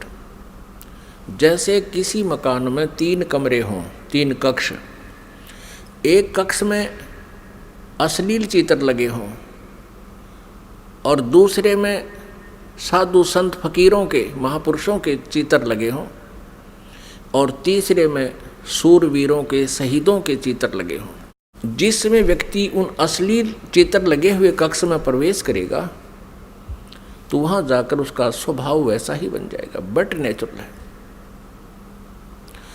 और फिर वो जाएगा उस जहाँ साधु संत फकीरों के चित्र लगे हैं, उसमें जाता है तो उसका एकदम विचार भाव बहुत ही विनम्र हो जाता है और भाव बदल जाते हैं। ऐसे ही जब वो जिस कक्ष में सूरवीरों के, शहीदों के चित्र लगे हैं तो वहाँ जाते ही उसका अपने आप मनोबल उसी प्रकार का हो जाता है, स्वभाव बन जाता है। तो ठीक इसी प्रकार इन तीनों पुत्रों को, रजगुण युक्त ब्रह्मा जी को जो कैसे बनाया कि दुर्गा को अपनी पत्नी रूप में, इस श्री देवी को पत्नी रूप में रखा। जब ये रजोगुण प्रधान क्षेत्र में निवास करने लगे तो उस समय इस क्षर पुरुष ने, ज्योति निरंजन ने अपने 5 मुख बना लिए और वहाँ रहने लगे। इन दोनों के संयोग से जो पुत्र उत्पन्न हुआ वो पंचमुखी हो गया। और जब तक वो रजोगुण प्रधान क्षेत्र में रहे, इन दोनों का मनोभाव ऐसा ही बना रहा जिस कारण से वो सभी गुण ब्रह्मा जी में प्रवेश कर गए। और फिर बचपन से ही ब्रह्मा जी को इन्होंने कोमा में कर दिया, परवरिश जारी रखी। जैसे देखा है, एक बता रहा था जी 10 वर्ष से एक लड़का कोमा में है, एक व्यक्ति का कोमा में, एक पाइप के द्वारा उसमें आहार पेट में भेज देते हैं।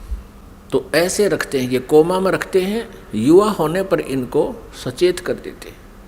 अब दूसरे क्षेत्र जो सतोगुण प्रधान क्षेत्र है उसमें ये काल विष्णु रूप बना लेता है, ये क्षर पुरुष, और अपनी पत्नी दुर्गा को वहाँ रखता है महालक्ष्मी रूप बना के।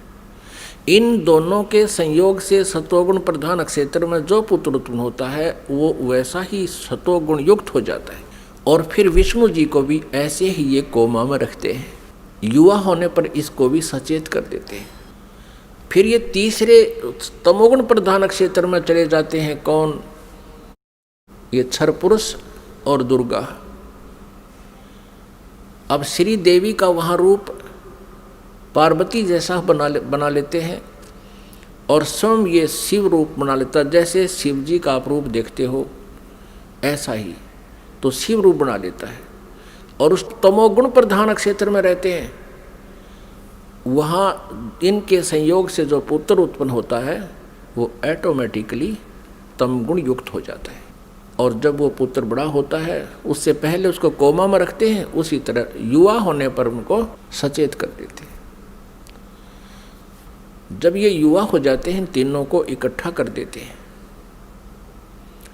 इकट्ठा करके फिर ये काल क्या कहता है, जब ये तीनों पुत्र युवा हो गए और कार्य करने योग्य हो गए, सृष्टि की स्थिति ये संभालने योग्य हो गए, तब इस काल ने क्षर ब्रह्म ने क्षर पुरुष ने कहा अपनी पत्नी दुर्गा से कि आज के बाद मैं किसी के समक्ष अपने ओरिजिनल वास्तविक रूप में नहीं आऊँगा, ये मेरी प्रतिज्ञा है।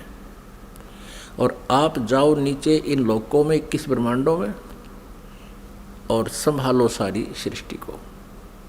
अब दुर्गा ने कहा कि ज्योति निरंजन मैं तेरे बस पड़ गई हूँ, अपने पैर पे मैंने आपको कुल्हाड़ा मार रखा है, कुल्हाड़ी मार ली, अब तू जैसे नाच नचाएगा मुझे नाचना पड़ेगा।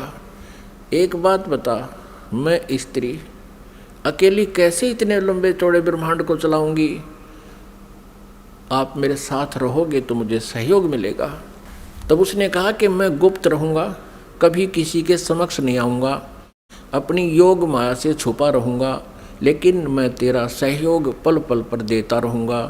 तू तो केवल निमित्त मात्र होगी, जो भी कुछ करूँगा मैं अपना आप करूँगा, मेरे कर्म अलौकिक होंगे। इतना कहकर दुर्गा को इन तीनों पुत्रों के पास भेज दिया। दुर्गा ने इन तीनों को सचेत किया, एक स्थान पर इकट्ठा कर दिया प्रेरणा कर करके। तब इनसे कहा कि तुम तीनों कार्य करो अपना अपना, ब्रह्मा सृष्टि उत्पत्ति और विष्णु सतिथि और शिव संहार करो। तब इन्होंने कहा कि माता कहीं स्थान तो है ही नहीं, सब जल ही जल है, हम कहाँ रहेंगे। इनको वहाँ समुद्र के अंदर अक्षीर समुद्र में रखा हुआ था। तब दुर्गा ने कहा कि तुम चलो तीनों विमान में बैठो। इनको बहुत कुछ दिखाया, ऊपर के लोक लाख दिखाए सारे। फिर इन तीनों को की 3 राजधानियां बना रखी हैं, एक शिवपुरी, एक विष्णुपुरी और एक ब्रह्मापुरी। शिवलोक कहो से शिवपुरी कहो, ब्रह्मापुरी को से ब्रह्मालोक कहो, और विष्णुपुरी को से विष्णुलोक कहो। इनको तीनों को एक एक लोक में भेज दिया, अपनी न्यारी स्थान दे दिए। फिर इनसे कहा कि तीनों से कहा कि जाओ तुम सागर मंथन करो। आदेश दुर्गा को देता है ये ब्रह्म सरपुरुष क्षर ब्रह्म, और दुर्गा इन बच्चों से कह देती है कि जाओ तुम सागर मंथन करो। आगे से काल ने सब व्यवस्था कर रखी थी। प्रथम बार जो सागर मंथन हुआ, इस काल ने क्या किया कि अपने श्वासों से 4 वेद छुपा दिए उसमें समुद्र में। सागर मंथन करने से वो 4 वेद बाहर आए, लिपिबद्ध हुए वे। जैसे दूध का प्रारूप कुछ होता है, उसमें जामन लगा देते हैं, दही बनती है, दही को रिड़कते हैं तो मक्खन का कुछ और ही प्रारूप होता, फिर दोबारा लस्सी में नहीं मिल सकता। तो इस प्रकार वो 4 वेद अपने आप बहुत सुंदर कमल के फूलों पर रखे हुए आए। ब्रह्मा ने 4 उठा लिए। अब वो वेद लेकर आए तो दुर्गा ने आकाशवाणी काल ने बता दिया था कि ब्रह्मा को कहो ये वेद पढ़े, और मैं उसको अंदर से प्रेरणा कर करके कुछ अर्थ बताऊंगा। तो ब्रह्मा ने उससे पहले, ब्रह्मा और विष्णु और शिव वेद पढ़ने से पहले तीनों दुर्गा से पूछा करते थे कि माता हमारा पिता कौन है। दुर्गा को काल ने मना कर दिया था कि तुम मेरा भेद नहीं बताओगी। उसी समय ये कह दिया था कि तुम मेरे बारे में किसी को नहीं बताएगी, नहीं तो तेरी खैर नहीं है। अब उस काल के डर से, ज्योति निरंजन क्षर पुरुष के डर से दुर्गा ने सब भेद गुप्त रखा। अपने पुत्रों को बताया, बेटा तुम्हारा कोई पिता नहीं, मैं ही तुम्हारी माता हूँ, मैं ही तुम्हारा पिता हूँ, मैं ही सारी सृष्टि की रचनहार हूँ। तो बच्चों ने मान लिया जैसे माँ बताती है। जब ब्रह्मा जी ने वेदों को पढ़ा, उसमें देखा कि सृष्टि रचनहार तो कोई और है, वो परम अक्षर ब्रह्म है। ब्रह्मा ने पूछा माता ये वेद कैसे मिले हमारे को? दुर्गा ने कहा ये भगवान ने दिए हैं भाई, ये गॉड गिवन है। अच्छा, तो फिर ब्रह्मा ने कहा माता वेदों में लिखा है कि परमात्मा साकार है, मनुष्य सदृश है, सह शरीर है, और आप कह रही हो कि तुम्हारा कोई पिता नहीं। वेदों में लिखा है कि वो उसी ने सब कुछ, सब की रचना की है, सबका रचनहार है, कुल का मालिक है। तो अब वेद झूठे नहीं हो सकते क्योंकि गॉड गिवन बता रही आप। अब दुर्गा फंस गई, अपना आत्मा कितनी झूठ बोल ले, सच्चाई ऊपर आए बिना रहा नहीं करती। कहते हैं चोर चुरावे तोमड़ी गाड्डे पानी में, वह गाड्डे वह ऊपर आवे, में सच्चाई छनी नहीं। फिर दुर्गा ने कहा बेटा बात सुनो, वो निराकार है, वो किसी को दिखाई नहीं देगा, और क्यों व्यर्थ प्रयत्न करते हो, वो निराकार है। अब ब्रह्मा ने कहा माता अब आपकी बातों पर मुझे अविश्वास हो गया। पहले तो मैं आपकी प्रत्येक बात को सिरोधार्य करता था, सत्य मानता था, लेकिन आज आपकी बात में फर्क पड़ गया। अब मैं नहीं मानूंगा आपसे, मुझे परमात्मा चाहिए, क्योंकि ये आत्मा जब से उस परमेश्वर से बिछड़ी है तभी से उसका अभाव महसूस कर रही है, और उसी समय से खोज में लग गई। यहाँ हम आगे जहाँ हम उसको जिस विधि से खोजना चाहते हैं वो मिल नहीं सकता, क्योंकि चारों वेदों में केवल ब्रह्म तक के पाने की, इस क्षर पुरुष तक के पाने की विधि लिखी है। उस परम अक्षर ब्रह्म के पाने की विधि इसमें ऑप्शन छोड़ रखा है। यजुर्वेद अध्याय नंबर 40 के मंत्र नंबर 10 से लेकर 13 में स्पष्ट किया है, जो वेद ज्ञानदाता ब्रह्म कह रहा है कि उस परमेश्वर के बारे में कोई तत्वदर्शी संत बताओगे, उनसे पूछो। ये वेद भी यही कहते हैं। वेदों का सारांश गीता जी है। गीता जी अध्याय नंबर 4 के श्लोक नंबर 34 में भी यही कहा है। ये गीता ज्ञानदाता ये क्षर पुरुष है, श्री कृष्ण में प्रवेश करके बोलता है। वो भी यही कहता है कि उस परमात्म तत्व की जानकारी की तत्वदर्शी संतों से जाकर समझो, वो बताएंगे। तो वेदों में जो प्रमाण लिखा है, तो ब्रह्मा ने सोचा कि वेदों में लिखा है कि ओम का नाम है, और ओम नाम से जाप करूंगा मैं। और हठ योग कैसे शुरू किया इसने? अब वेदों में हठ योग करना नहीं लिखा, जैसे तप करते हैं ये ऋषि महर्षि, ये नहीं लिखा कहीं पर भी। लेकिन वो तप कहाँ से ग्रहण किया? इस तप वाला जो हठ योग की साधना कहाँ से ग्रहण करी ब्रह्मा ने? ब्रह्मा जी जब उत्पन्न हुआ, श्री विष्णु जी के नाभि से कमल निकला और उसके ऊपर ये बैठे विराजमान पाया अपने आप को। काफ़ी समय तक उस डंठल को पकड़कर नीचे उतरा, ऊपर नीचे घूमा, कहीं और छोर नहीं मिला, तो वापस उस कमल के फूल पर आकर विराजमान हो गया। तब आकाशवाणी करी क्षर पुरुष ने, ज्योति निरंजन ने, कि तप करो तप करो। अब ब्रह्मा ने वो आकाशवाणी परमेश्वर की मानकर तप शुरू कर दिया। जब इसने 1000 वर्ष तक तप कर लिया, फिर आकाशवाणी हुई कि सृष्टि करो। अब तप से बैटरी चार्ज होगी। तो अब ब्रह्मा जी ने सोचा वेदों में जो लिखा है ये भी भगवान की वाणी, और जो मैंने सुना हुआ भी भगवान की वाणी। अब वेदों में जो ज्ञान है वो परमेश्वर परम अक्षर ब्रह्म का दिया हुआ है। 5 वेद दिए थे परमेश्वर ने इस क्षर पुरुष को, इसके अंतःकरण में फीड कर दिए थे। अब जैसे किसी अंतःकरण में फीड कर दिए तो समय रख दिया परमात्मा ने, उसके बाद वो अपने आप बाहर आने थे वो बाहर, 5 आगे। लेकिन इसने देखा पढ़ करके 5वें वेद में बहुत जानकारी थी परमपिता की, सत्य पुरुष की, परम अक्षर ब्रह्म की। इसने उसको नष्ट कर दिया और 4 वेद दे दिए। अब चारों वेदों को ब्रह्मा जी ने पढ़ा तो कहा माता इसमें ओम नाम लिखा है और मैं परमात्मा को पाऊंगा। दुर्गा ने कहा कि यदि तेरा पिता तुझे नहीं मिला, तू कहाँ जा रहा है, तो तू क्या करेगा भाई अगर तेरे को तेरा पिता नहीं मिला, क्योंकि उसने प्रतिज्ञा कर रखी है तुम्हें दर्शन नहीं देगा। तो ब्रह्मा ने कहा कि मैं तुझे अपनी शकल नहीं दिखाऊंगा यदि भगवान नहीं मिला, क्योंकि वेदों में लिखा ओम, यजुर्वेद अध्याय नंबर 40 के मंत्र नंबर 15 में स्पष्ट किया कि ओम कर्तु समर कल्वे समर कर्तुम समर। इसलिए ये ओम नाम है क्षर पुरुष का, ब्रह्म तक का, क्षर ब्रह्म का। और परम अक्षर ब्रह्म के बारे में वेदों में ज्ञान नहीं है साधना का, लेकिन उसकी महिमा बहुत लिखी है। तीन वेदों को पढ़ने वालों ने परमात्मा की महिमा तो पूर्ण परमात्मा वाली ग्रहण कर ली और साधना इस ब्रह्म वाली कर ली। जानकारी परम अक्षर ब्रह्म की अधिक है, जिसको परम अक्षर ब्रह्म कहते हैं, सत्पुरुष भी कहते हैं। लेकिन उसके पाने का मेथड नहीं है, वे ऑफ वर्शिप नहीं है। वे ऑफ वर्शिप यानी पूजा की विधि केवल ब्रह्म तक की है, वो ओम नाम है। गीता जी अध्याय नंबर 17 के श्लोक नंबर 23 में तीन मंत्र के जाप का प्रावधान है। ओम तत्सत इति निर्देश है ब्रह्मण त्रिविध समर्थ है। और गीता जी अध्याय नंबर 15 के श्लोक नंबर 1 से 4 में और 16 और 17 में विस्तार से विवरण दिया गया है कि इस संसार रूपी वृक्ष के तना कौन है, जड़ कौन है और शाखा कौन है, डार कौन है, पत्ते क्या हैं। इनको जो जानता है वो तत्वदर्शी संत है।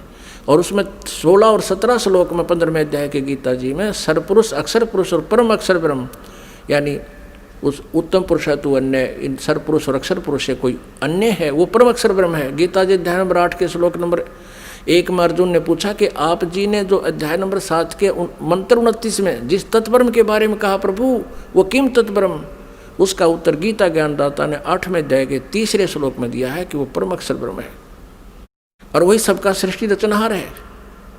तीनों लोकों में प्रवेश करके सबका धारण पोषण करता है, 15वें अध्याय के 17वें श्लोक में स्पष्ट किया है। तो वो परम अक्षर ब्रह्म है। उसकी जानकारी वेदों में पाने की नहीं है, वो तो तत्वदर्शी संत बताएगा, ये दास बताएगा, परमात्मा ने भेजा है उस इसी उद्देश्य से। वो ना होने से ब्रह्मा जी ने ओम नाम का जाप किया, 4 युग तक समाधि लगा के हठ योग भी किया। तब दुर्गा ने अपने वचन से एक लड़की उत्पन्न की और उससे कहा कि बेटी आप जाओ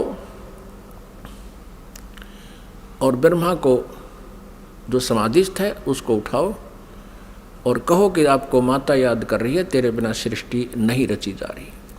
अब 4 युग जब बीत गए, आकाशवाणी की दुर्गा को सरपुरुष ने कि दुर्गा सृष्टि रचो। दुर्गा ने कहा, प्रकृति देवी ने कहा कि आपका ज्येष्ठ पुत्र आपकी खोज में गया है, मेरे मना करते करते भी गया है। तब आकाशवाणी से कहा उस काल ने, सरपुरुष ने, कि उसको बुलाओ, मैं कभी दर्शन नहीं दूंगा। तब वो लड़की वहाँ भेजी। लड़की ने जाकर के देखा कि आवाज़ लगाई, ब्रह्मा उठा नहीं। तब दुर्गा से अपना आकाश यानी अंदर से अंतःकरण से फ़ोन किया, टेलीफोन किया कि माता ये उठ नहीं रहा, अब क्या करूं, बहुत आवाज़ लगा ली। दुर्गा ने कहा कि तू इसके चरण स्पर्श कर। चरण स्पर्श करते ही ब्रह्मा की आंखें यानी समाधि टूट गई। सामने देखा युवा लड़की को। ब्रह्मा जी ने कहा कि तू कौन कुलटा आ गई है, तुझे मैं श्राप दूंगा, तू मेरा तप भंग करने को आई है। तब लड़की ने कहा मेरे को माता ने भेजा है और आपके बिना सृष्टि रची नहीं जा रही है, बहुत चिंता है माता को, आप चलो। तब ब्रह्मा ने कहा कि कैसे चलूं, पिता के दर्शन हुए नहीं। माँ से मैं प्रतिज्ञा करके आया था कि यदि प्रभु मुझे प्राप्त नहीं हुए तो मैं तुझे शकल नहीं दिखाऊंगा, दर्शन नहीं दूंगा, लौट कर नहीं आऊँगा। अब कैसे चलो, मुझे परमात्मा मिला नहीं। फिर ब्रह्मा ने कहा कि तू एक काम कर, मेरी झूठी गवाही दे दे तो मैं तेरे साथ चल पड़ूँ। अब उस लड़की ने सोचा कि माँ का कार्य नहीं हुआ तो अक्षुब्ध होगी और यदि मैं झूठ बोलूँगी तो ये कह दे कि इसने अपनी मर्जी से बोला है, तो फिर मैं मारी जाऊँगी, मेरे ऊपर ज़्यादा भार आएगा। तब उसने शर्त रखी कि तू मेरे साथ विलास कर, तब मैं तेरी झूठी गवाही दूंगी, तू मेरे साथ ऐसा कर। ब्रह्मा ने सोचा कि परमात्मा के दर्शन हुए नहीं, वैसे मैं घर जा नहीं सकता। उसने उस लड़की की बात को स्वीकार किया।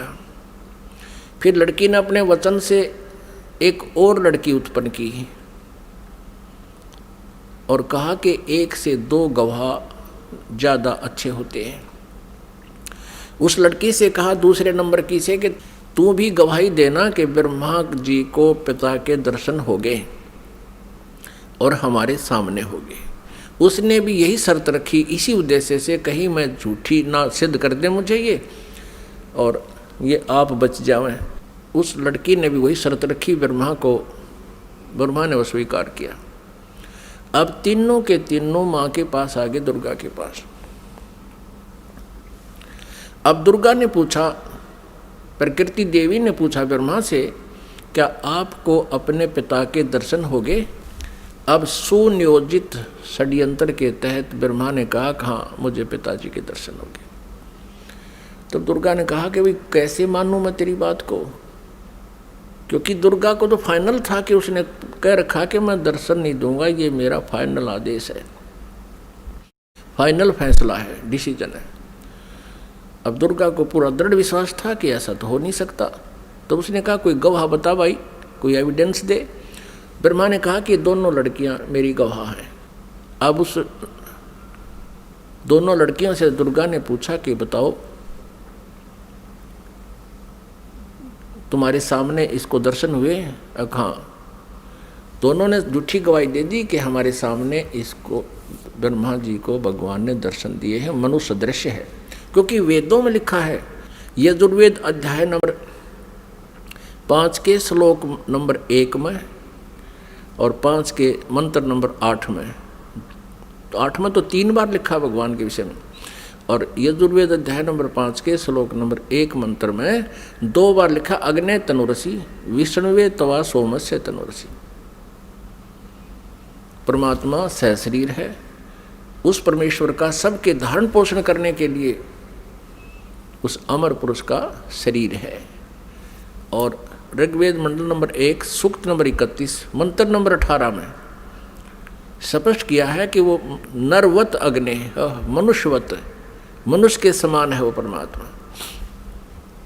तो ब्रह्मा को वेदों से तो पता था कि भगवान मनुष्य जैसा है, उधर से उनको समझा दिया, तुम न्यों बता दियो भगवान मनुष्य जैसा है। अब दुर्गा को सभी ने जब गवाही दे दी तो दुर्गा समंजस में पड़ गई कि मेरे को तो वो कह रहा था मैं दर्शन दूंगा ही नहीं, और इन बच्चों को दर्शन दे दिए। अब दुर्गा अपने मन में दुखी होकर दूर जा बैठी और कहने लगी कि आप तो बहुत झूठे हो। आकाशवाणी अपने इंटरनेट कनेक्शन कर लिया, ऐसे ही कर लेते हैं बातें जब जिनकी भक्ति से जो सिद्धियां प्राप्त हो जाती हैं, दूसरे से दूर देश में बैठकर भी बातें की जा सकती हैं। अब दुर्गा ने कहा कि आप झूठे हो, आप झूठ भी बोलते हो, संभालो अपने काम को, आप ही करो, मुझे कुछ कहते हो, बच्चों को कुछ कहा है। तब उस आकाशवाणी की उस काल ने, ब्रह्म ने, क्षर ब्रह्म ने कि तीनों झूठ बोल रहे हैं, मैंने कोई दर्शन नहीं दिए। तब वो आई करड़ी होकर दुर्गा, जैसे जांच अधिकारी को जो पता लग जाता है कि सच्चाई क्या है, पहले तो विनम्रता से पूछता है वो थानेदार, और फिर सोटा ठाकर खड़ा हो जाता है, सच्ची बता दो, झूठ बोलते हो तुमने उससे पता किया, मैंने उससे पता किया, वो ऐसे ऐसे कर। तब वो कहने लगा कि मुझे आकाशवाणी हुई है परमात्मा की कि तुमने को कोई दर्शन नहीं हुए हैं। तब ब्रह्मा हंसने लग गया कि माता मैं प्रतिज्ञा करके गया था कि पिताजी के दर्शन नहीं हुए तो मैं आपको दर्शन नहीं दूंगा। पिता के दर्शन हुए नहीं थे, हम तीनों ने मिलकर झूठ बोल दिया वापस आने के लिए। तब दुर्गा ने उन तीनों को श्राप दे दिया। ब्रह्मा को श्राप दिया कि तेरी जग में पूजा नहीं होगी और तेरे जितने भी अनुयायी वंशज होंगे तेरे जैसे लपाड़ लफंडर झूठे होंगे, सच्चाई का पता नहीं होगा पर विद्वान कब आएंगे। तो ब्रह्मा जी के अनुयायी कौन है? ऋषि महर्षि, और उनको वेदों का बिल्कुल ज्ञान नहीं था और महर्षि की पदवी पा गए। अभी दिखाएंगे, घबराना ना, कोई पहली बार सुन रहा हो, पूरी डिटेल दिखाएंगे कि सतयुग के ब्राह्मण और गुरु ऋषियों को वेदों का ज्ञान कैसा था। उनको वेदों का ज्ञान ही नहीं था। अब ब्रह्मा जी को बड़ी चिंता हुई कि मेरे को श्राप दे दिया, मेरी पूजा नहीं होगी। ब्रह्मा मूर्छित हो गया, इस आघात ऐसी लगी उसको वचन की। फिर दुर्गा ने विष्णु जी से पूछा कि पुत्र तू भी अपने पिता की खोज कर ले कहीं फिर बाद में सृष्टि के दौरान तुम समाधि ला कर बैठ जा और सृष्टि कर्म में बाधा पड़े। विष्णु जी चल पड़े पिता की खोज के लिए, शेष नाग के लोक में पहुंच गए। अपने आत्माओं प्रत्येक प्राणी ने अपनी जो डायरेक्शन कायम कर रखी है, सीमा कायम कर रखी है। जोटे ने भैंसे न अपनी कर रखी है, जब दूसरा भैंसा आ जाता लड़ मरा उसके साथ। कुत्ते ने अपनी सीमा बांट रखी है। ऐसे ही जो ही शेष नाग के लोक में विष्णु जी ने प्रवेश किया तो शेष नाग ने सोचा कि तेरे लोक में, तेरी जुरिडिक्शन में ये कैसे आ रहा है निर्भय होकर के, इसको किसी का खौफ नहीं, मैं यहाँ का सम्राट हूँ। अब जो ही विष्णु जी निकट आए तो उसने 1000 फन ऐसे फैला लिए शेष नाग ने, और 1000 फनों से विष का फुहारा छोड़ दिया। जैसे धुंध हो जाती है ऐसे विष्णु जी के चारों तरफ उस विष के फुहारे की धुंध होगी, और श्री विष्णु जी के शरीर पर, पूरे शरीर पर ऐसा पेंट हो गया काला, उस विष से काला शरीर हो गया। अब विष्णु जी ने देखा कि इस नाग ने ये क्या कर दिया, मैंने इसको कुछ कहा नहीं, आगंतुक के साथ ये ऐसा दुर्व्यवहार करता है, मैंने इसको कुछ कहा नहीं, कोई इसको हानि पहुंचाई नहीं, मैं तो अपना कोई किसी खोज में आया था और इसका इतना दिमाग खराब है। अब विष्णु जी ने सोचा कि ला इसको ख़त्म कर देता हूँ इस नाग कीड़े को। जो ही शेष नाग को मारने के लिए आगे को चले विष्णु जी, आकाशवाणी की उस ब्रह्म ने, क्षर पुरुष ने, इनके पिता ने, कि विष्णु तुम ऐसे एक दूसरे को मारते रहोगे तो सृष्टि कैसे चलेगी, तुम वापस जाओ, और कहीं पर मैं कभी किसी के सामने नहीं आऊँगा, मैं दर्शन नहीं दूंगा किसी को, मेरी उपलब्धि कोई नहीं कर सकता, और जाके अपनी माता को सच सच बता दे कि मुझे दर्शन नहीं हुए। यदि तू झूठ बोलेगा तो तेरा भी हरास ब्रह्मा जैसा होगा। और इस शेष नाग ने जो तेरे साथ अभद्र व्यवहार किया है, इसका ऑयल, इसका टिट फॉर टैट, यानी इसका बदला तू द्वापर युग में श्री कृष्ण रूप में जाएगा, तब तू इसका बदला लेना, और अब इसको कुछ मत कहे। विष्णु जी को जब आकाशवाणी हुई, उसने परमात्मा की आकाशवाणी मान के वापस माँ के पास आ गया। दुर्गा ने पूछा, बेटा तूने अपने पिता के दर्शन हुए? विष्णु जी ने कहा कि नहीं माता, मुझे कोई दर्शन नहीं हुए। और माता ने पूछा, फिर तेरा हाल ऐसा कैसा हो गया कि ऐसे ऐसे शेष नाग के लोक में चला गया, उसने मेरे साथ ऐसा किया, और आकाशवाणी में कहा है कि इसको अब मत मार, द्वापर युग में जब तू श्री कृष्ण रूप में जाएगा तब तुझे इसका बदला दिलाऊंगा। अब दुर्गा ने विष्णु जी को सीने से लगा लिया कि बेटा तेरे को सतिथि का विभाग दिया जाएगा और तेरी पूजा जग में होगी, और तू बहुत सच्चा व्यक्ति है। अब तीसरे शिव जी के पास दुर्गा गई, अपने पुत्र के पास, और कहा, बेटा तेरे 2 भाइयों को तो पिता के दर्शन हुए नहीं, उन्होंने खूब ट्राई कर ली, अब आप भी खोज कर लो अपने पिता की, कहीं फिर बाद में सृष्टि कर्म शुरू हो जाए, उसके बाद तुम जाओ कितना संन्यास धारण करो, अभी जाके खोज कर ले।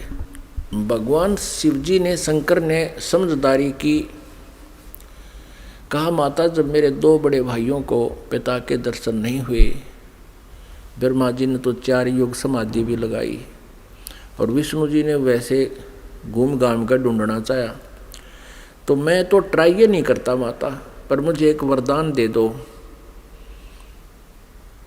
दुर्गा से शिवजी ने कहा, तमोगुण शिव ने कहा कि मुझे एक वर दे दो माता कि मेरी मृत्यु कभी ना हो, मैं अमर हो जाऊं। अब दुर्गा ने कहा कि बेटा, श्री देवी ने कहा कि पुत्र यहाँ ऐसा नहीं हो सकता, जिसका जन्म है उसकी मृत्यु होगी ही होगी, ये मेरे बस से बाहर की बात है, लेकिन मैं तुझे एक विधि बताती हूँ जिससे तेरी आयु सबसे अधिक हो जाएगी। तो भगवान शिव ने कहा कि माता वही कृपा कर दो।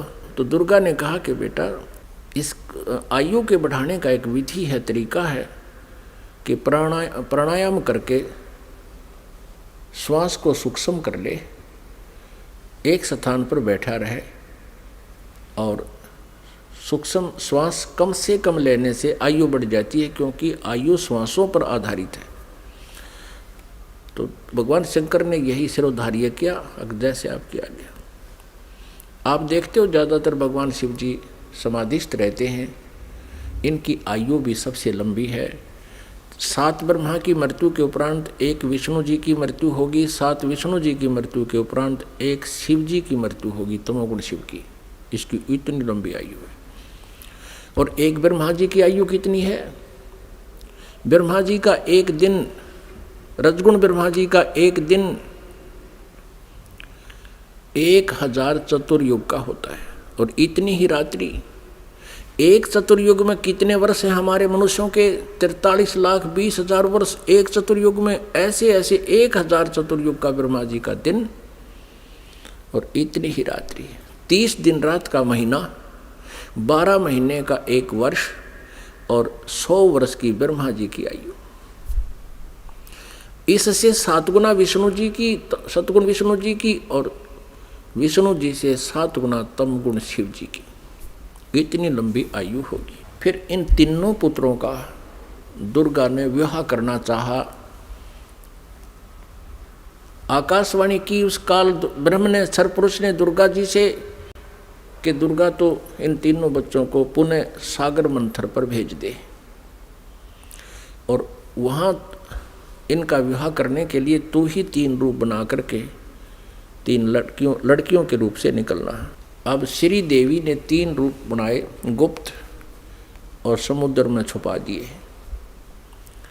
उधर से तीनों पुत्रों से कहा कि जाओ बेटा तुम सागर मंथन करो। उधर से ये काल सब व्यवस्था कर देता है।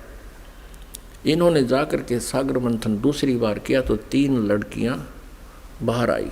अब माता ने कहा था बेटा जो पहले निकले उसकी पहचान कर लेना, अलग अलग। दूसरी बार जो निकले उसकी पहचान तीसरे के। तो तीनों ने आगे पीछे कर लिया, उनको माँ के पास ले आए। दुर्गा ने पूछा पहले कौन सी निकली थी? कि ये वाली। उसका नाम सावित्री रख दिया और ब्रह्मा से कहा कि ये तेरी पत्नी रूप में होगी। दूसरी को कहा तेरा नाम लक्ष्मी होगा और विष्णु जी से उसका विवाह कर दिया। और तीसरी से कहा कि तेरा नाम उमा होगा और उसका विवाह शिव जी से कर दिया। अब यहाँ से इस एक ब्रह्मांड में काल सृष्टि प्रारंभ हुई। इस क्षर पुरुष का परिवार प्रारंभ हुआ। इससे सुर और असुर उत्पन्न हुए। और पुण्यात्माओं, जो पुराणों में हम सागर मंथन सुनते हैं कि 14 रत्न निकले, भगवान शिव ने विष को ग्रहण किया, वो तो बहुत बाद की बातें हैं। तो पहले ये इस प्रकार सागर मंथन हुए थे। वो इन वेदों में, इन पुराणों में नहीं है, वो सूक्ष्म वेद में है, 5वें वेद में। पुण्यात्माओं, अब ये है वो सृष्टि रचना जो 5वें वेद में है, सूक्ष्म वेद में। अब 5वें वेद का हमें पता नहीं था। आदि शंकराचार्य जी ने अपने द्वारा रची पुस्तक में उस सूक्ष्म वेद का, 5वें वेद का वर्णन किया है और उन्होंने अपने द्वारा रची उस पुस्तक में उसको मेंशन किया है। समय आने पर दिखाएंगे। अब परमेश्वर कबीर देव जी ने 600 वर्ष पहले सन 1398 में वो सशरीर आए थे। सतलोक से चलकर एक शिशु का रूप धारण किया था। काशी शहर में बने एक लहर तारा नामक तालाब पर कमल के फूल पर विराजमान हुए थे प्रभु। और ये 5वां वेद प्रदान करने के लिए आते हैं अपने मुखारविंद से। और उनको एक निसंतान जुल्हा दंपति उठा ले गए थे। जुलाहे के घर प्रभु परवेश की लीला करते हुए बड़े हुए, वही कार्य करके दिखाया जनता को, क्योंकि ऐसी परमात्मा लीला किया करते हैं। वेदों में ऐसा ही लिखा है कि वो परमात्मा आता है प्रत्येक युग में, और ऐसे मनुष्य जैसी एक जीवन मनुष्य जैसे कर्म कर